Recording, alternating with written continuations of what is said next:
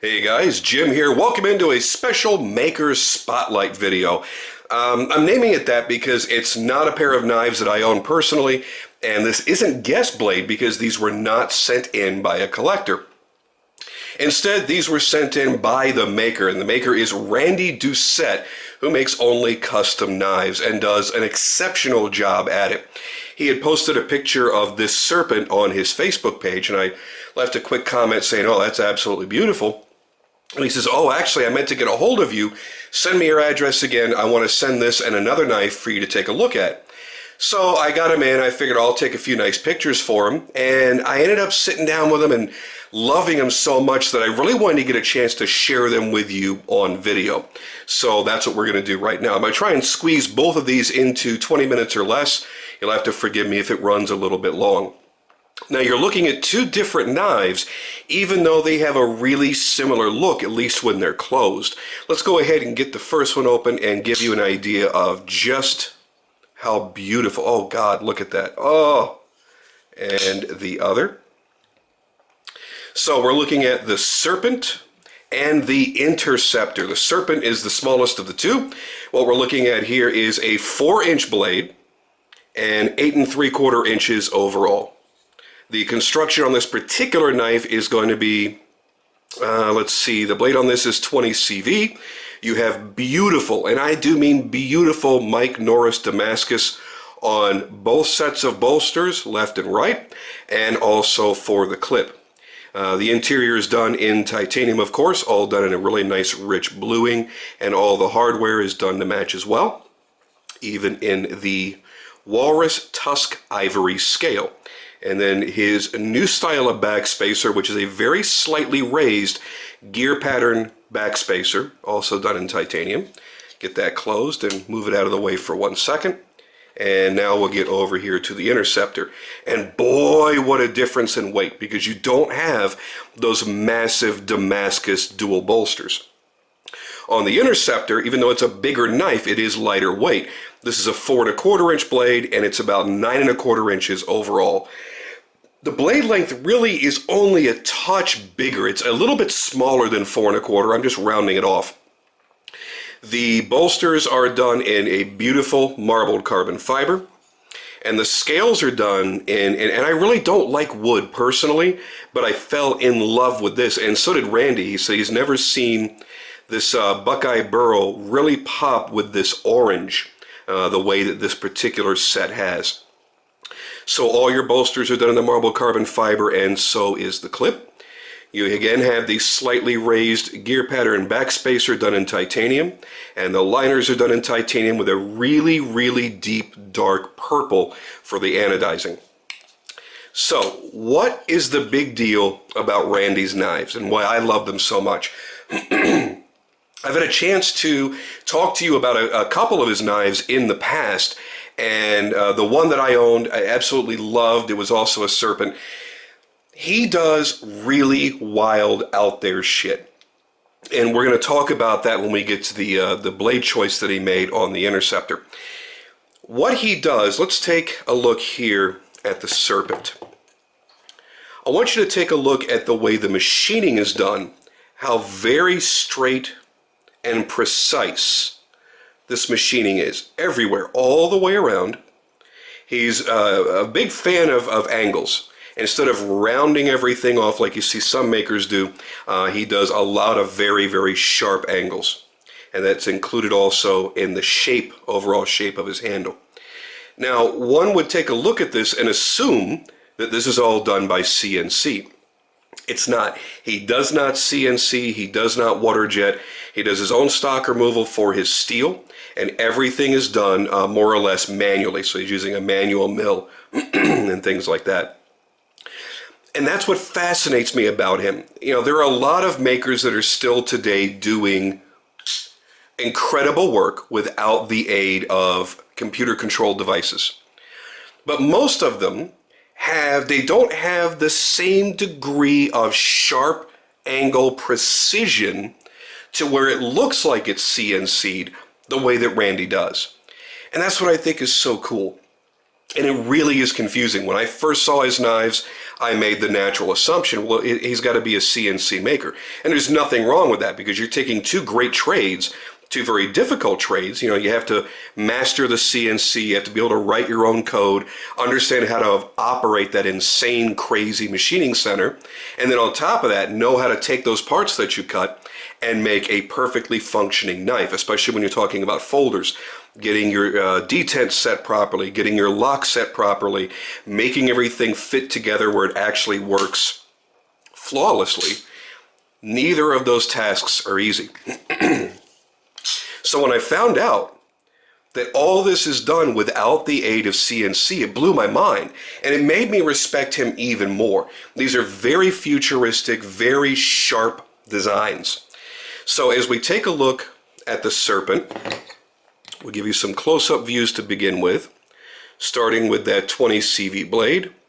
Very, very nice satin finish. Compound grinds are something that is a little bit new to Randy.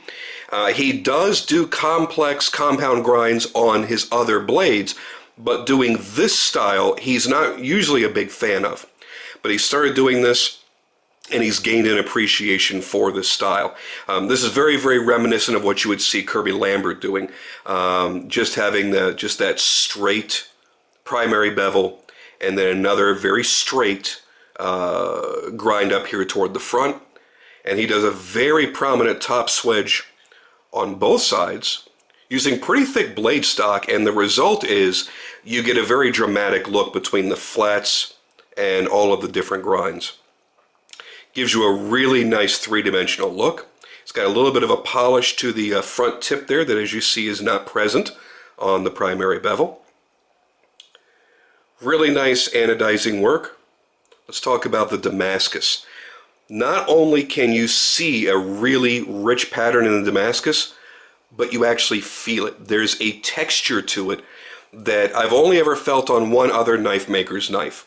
It's a really, really deep etch. So you've got a great contrast. It has its own unique feeling. And then we make our way to the ivory. Now, before people start freaking out, I only quickly mentioned it earlier, this is not elephant ivory. This is actually walrus tusk ivory. And from what Randy tells me, it's actually more difficult to work with because it's a harder, more dense material than standard ivory.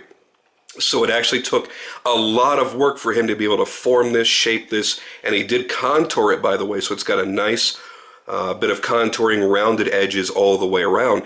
It took a lot of work, and it takes a really, really nice polish, and you can see the lines that were in the natural ivory. They pop out really nicely.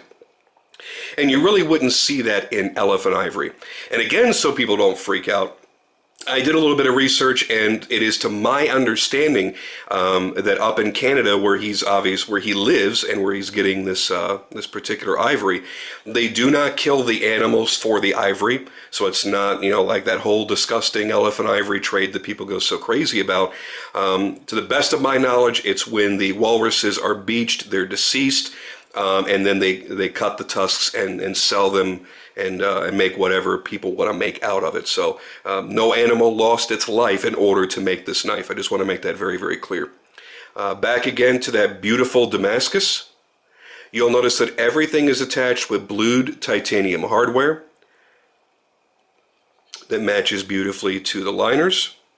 We see that really nice, solid, firm lockup. Sorry about that. When there's another object present, it wants to take away focus.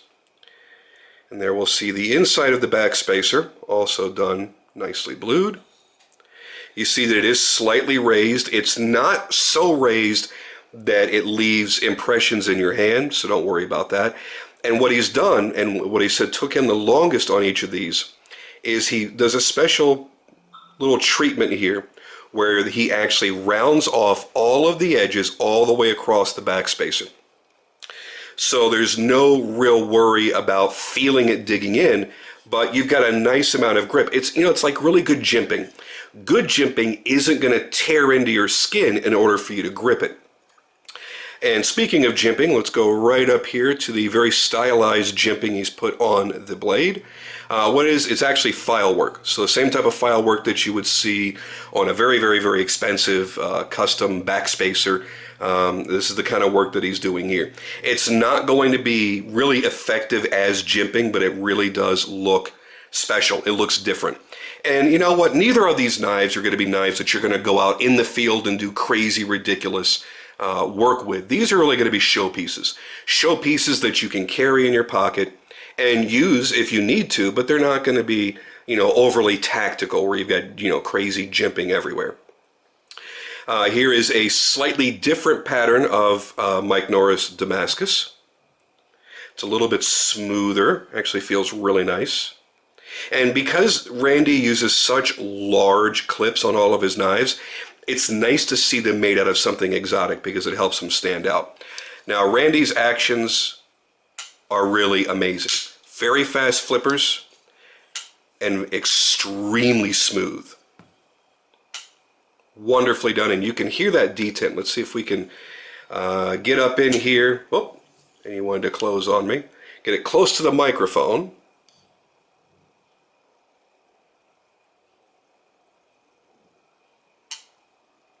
Nice, solid detent.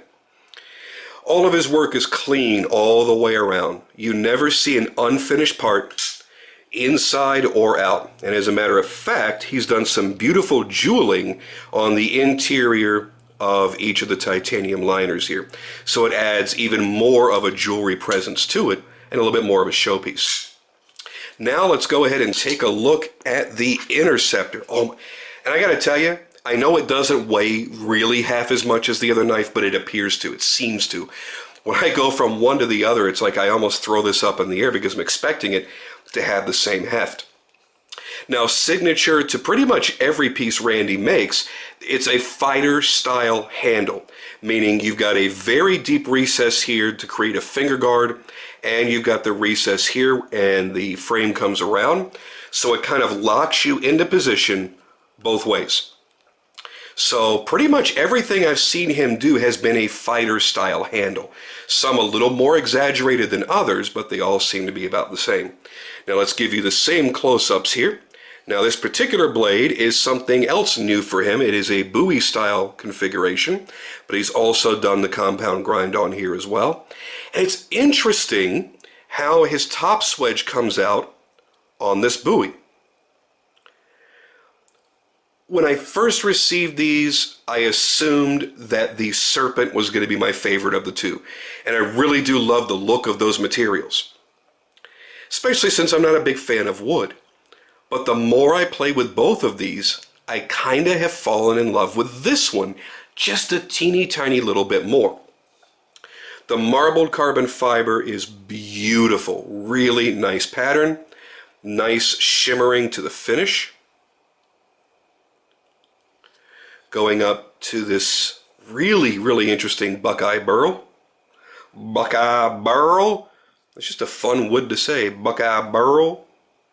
And then back again to marbled carbon fiber.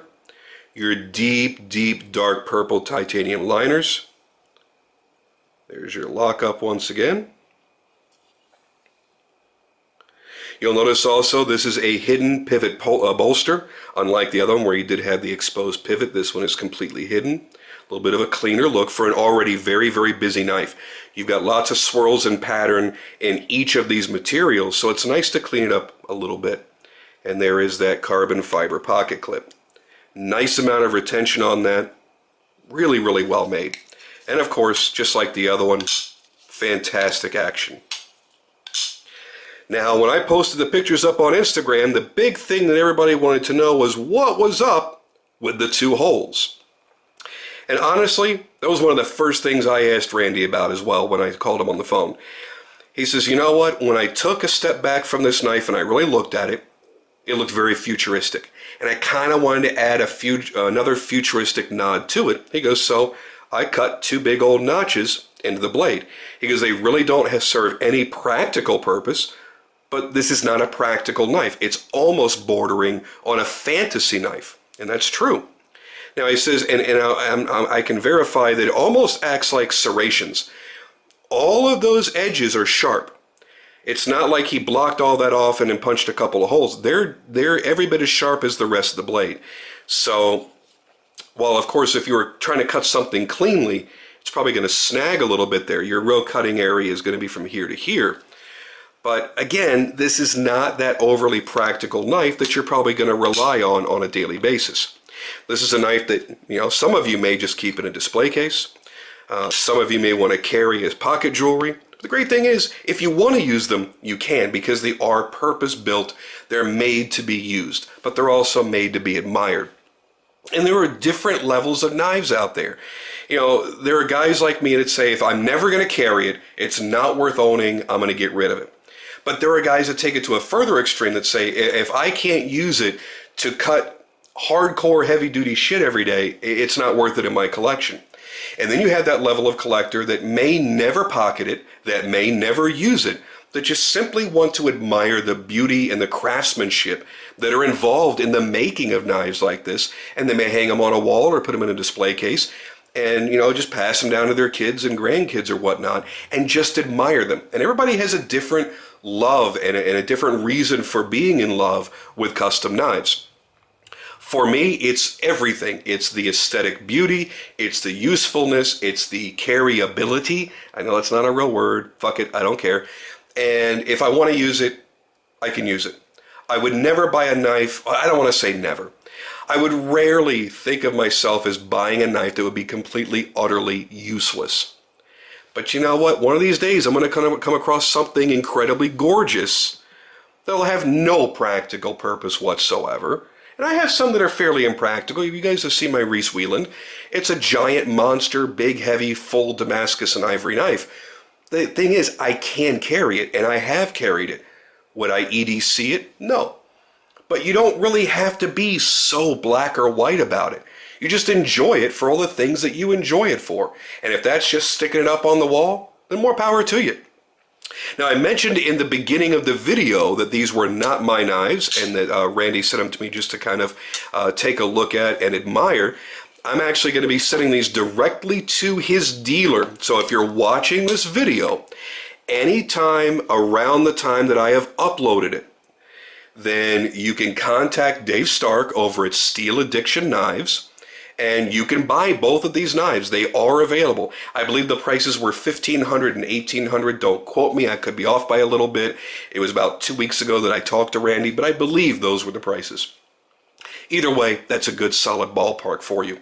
Now, if you're watching this video later, long after these have been sold, don't worry, because you can still contact Dave Stark and get an order in with Randy. Randy does not accept orders. You can't email him and go, oh, hey man, can you make me a knife? It's not going to work. His books are closed, but he makes knives for Steel Addiction. So you can always contact Dave. You can kind of, offer to give him a back rub at the next blade show or something and say, please, please, please, I really, really want a Serpent or an Interceptor or whatever model that you like. And if you're lucky, he'll call you up on the next shipment that he gets. So definitely do that. And Dave really is a fantastic dude. I've had a chance to talk with him on several occasions, bought a couple knives from him as well. And really good choice for a dealer. I like how Dave does stuff. And he turns over his product very, very quickly because he prices it right. So I like to see a really talented maker team up with a really good dealer that's honest and above board. And there you have it. That's their little partnership there. So anyway, that's my 19 minutes on these two knives. Overall general impression of pretty much everything Randy makes, amazing. Otherworldly, not always 100% EDC practical because they are big and they're very, they got a lot of edges to them and they're bulky and they're way out, but they're so fucking cool. How can you not love them? And if I would have one tiny thing to knock, and that doesn't apply to this knife at all because everything is completely dehorned because of the nature of Damascus and the way this has been cut and etched with this really, really deep texture to it, it does have a little bit of edge right here. It's not so bad right there actually, but right there. You're not really going to feel it when you're holding it, but if you're playing with it, you're certainly going to notice what I'm talking about. So to the future owner of this knife, it's a tiny little thing right here and right here on an otherwise amazing and perfectly executed custom knife. There you go, guys. That's my time on those. Thank you for joining me as always, and I'll catch you on the next video.